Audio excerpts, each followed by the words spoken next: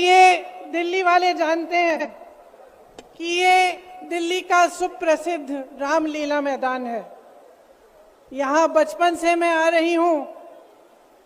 हर साल दशहरे के दिन यहाँ इसी मैदान में रावण के पुतले का दहन होता है। मैं छोटी थी तो अपनी दादी जी इंदिरा जी के साथ आती थी, उनके पैरों के पास जमीन पर बैठ के देखती थी।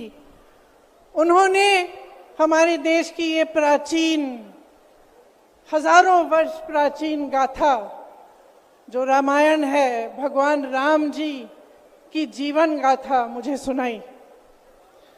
आज जो सत्ता में है वे अपने आप को राम भक्त कहलाते हैं। इसीलिए यहाँ बैठे हुए मेरे मन में ये बात आई कि उनको इस संदर्भ में कुछ कहना चाहिए। मुझे लगता है कि वे कर्मकांड में उलझ गए हैं। मुझे लगता है कि वे दिखावे में लिप्त हो चुके हैं। इसीलिए मैं आज यहाँ खड़े होकर उन्हें याद दिलाना चाहती हूँ कि वो हजारों वर्ष पुरानी गाथा क्या थी और उसका संदेश क्या था। भगवान राम जब सत्य के लिए लड़े, उनके पास सत्ता नहीं थी।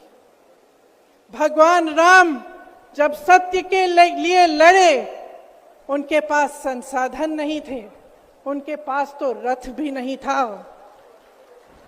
रथ रावण के पास था, संसाधन रावण के पास थे, सेना रावण के पास थी, सोना रावण के पास थी। वो तो सोने की लंका में रहता था।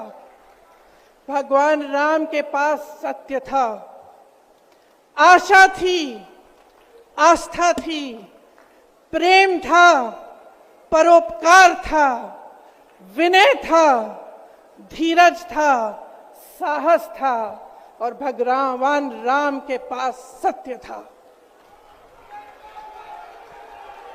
मैं सत्ता में बैठे हुए सरकार के जितने भी सदस्य हैं, अपने प्रधानमंत्री नरेंद्र मोदी जी को याद दिलाना चाहती हूं कि इस जीवन राम भगवान के जीवन गाथा का क्या संदेश था। सत्ता सदैव नहीं रहती, सदैव नहीं रहती सत्ता।